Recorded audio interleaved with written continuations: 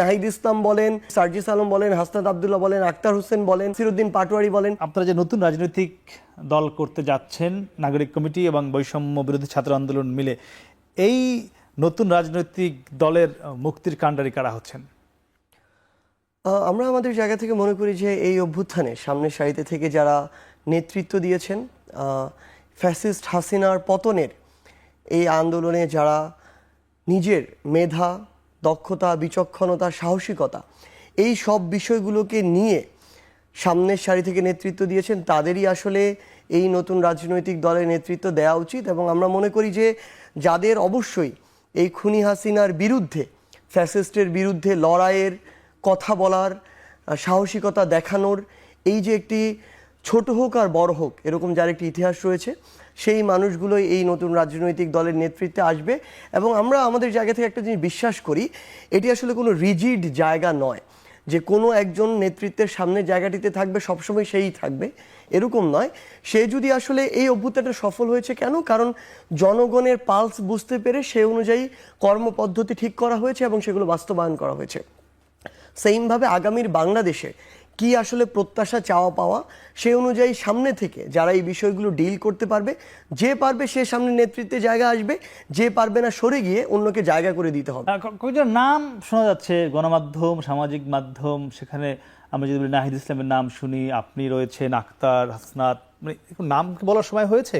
এবং একই সঙ্গে শোনা যায় যে বিভিন্ন ছাত্র যে সংগঠনগুলো রয়েছে, অন্যান্য ছাত্র দল, ছাত্র শিবির, সেখানের নেতারা আপনাদের সঙ্গে যুক্ত হচ্ছে, এ বিষয়ে কোনো আসলে? আমরা আমাদের জায়গা থেকে মনে করি এই অভ্যুত্থানে যে অভ্যুত্থানটা হয়েছে, এখানে কিন্তু ফ্যাসিস্ট বিরোধী সকল রাজনৈতিক দল, মত, ধর্ম, বর্ণের মানুষ ঐক্যবদ্ধভাবে এই অভ্যুত্থানে আন্দোলনে অংশগ্রহণ করেছে। সেই জায়গায় আমাদের এই নতুন রাজনৈতিক দলের যে প্ল্যাটফর্মটি, এটি আসলে সবার জন্য উন্মুক্ত। যে কোনো দলের যে কেউ আসতে পারে। অলরেডি নাগরিক কমিটিতে এমন অনেকেই রয়েছে যারা এর পূর্বে শিবিরের রাজনীতি করেছিল, ছাত্র দলের রাজনীতি করেছিল, ছাত্র ইউনিয়নের রাজনীতি করেছিল, বাম ঘরানার বিভিন্ন সংগঠনের সাথে জড়িত ছিল, অনেকে ছিল কোনোটার সাথেই জড়িত ছিল না। সেই জায়গা থেকে অবশ্যই তাদের সমন্বয়ে রাজনৈতিক দলটি হবে এবং সকলের জন্য এটি উন্মুক্ত থাকবে। তবে স্পেশাল জায়গা হচ্ছে এই জায়গাটি তরুণদের নেতৃত্বে আসছে। এখানে আপনি যদি নাহিদ ইসলাম বলেন, এখানে যদি সার্জিস আলম বলেন, হাসনাত আব্দুল্লাহ বলেন, আক্তার হোসেন বলেন, বা নাসিরুদ্দিন পাটোয়ারি বলেন, এই মানুষগুলোই তো অভ্যুত্থানে সেই তখন থেকে এখন পর্যন্ত তাদের জায়গা থেকে কাজ করে যাচ্ছে সামনে থেকে। সো তাদেরকে দিয়ে আসাটাই স্বাভাবিক। আমরা মনে করি এইটুকু চমক থাকা উচিত যে স্পেসিফিক কে কোন জায়গায় আসছে। জি, সুলতান সালাউদ্দিন টুকু, আপনার দীর্ঘ একটি ছাত্র রাজনৈতিক ক্যারিয়ার রয়েছে, আপনি ছাত্র দলের সভাপতি ছিলেন, দীর্ঘদিন নানা দায়িত্ব ছিলেন। সেখান থেকে কি মনে হয় এই যে নতুন রাজনৈতিক দল আসছে, সেখানে ছাত্র দলের নেতারা কি এই দলে গিয়ে ভেড়াস মানে সম্ভাবনা আছে কিনা? আপনার তো আমি মনে করি নাই। প্রথম হচ্ছে আমাদের দলটি শহীদ রাষ্ট্রপতি জিয়াউর রহমানের স্বাধীনতার ঘোষণার মধ্য দিয়েই কিন্তু এই দলটি প্রতিষ্ঠাতা শহীদ রাষ্ট্রপতি জিয়াউর রহমান, জি, যার ঘোষণার মধ্য দিয়েই এই দেশটি হয়েছে।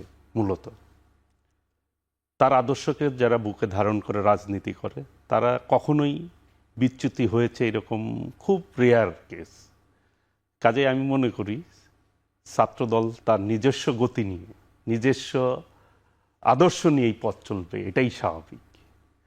কাজেই এই ধারণাটি অমূলক মনে করি। ছাত্রদল তার নিজস্ব গতিতেই চলবে। আর একটি দল, যে কেউ দল করার, একটি গণতান্ত্রিক রাষ্ট্রে যে কেউ দল করতে পারে, এটাই স্বাভাবিক, করবে। এবং বাংলাদেশ জাতীয়তাবাদী দল, আমাদের নেত্রী, দেশনেত্রী বেগম খালেদা জিয়া, যিনি দীর্ঘ গণতান্ত্রিক আন্দোলনের নেতৃত্ব দিয়েছেন এবং 90-এর একটি সফল গণ আন্দোলনের মধ্য দিয়ে এই দেশের মানুষ গণতান্ত্রিক অধিকার পেয়েছে।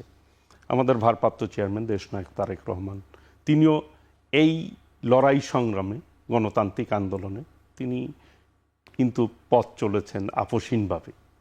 কাজেই বিএনপি বাংলাদেশের রাজনীতিতে কখনোই জনগণের সেন্টিমেন্টের বাইরে কিন্তু কখনোই কোনো পদক্ষেপ নেয় নাই।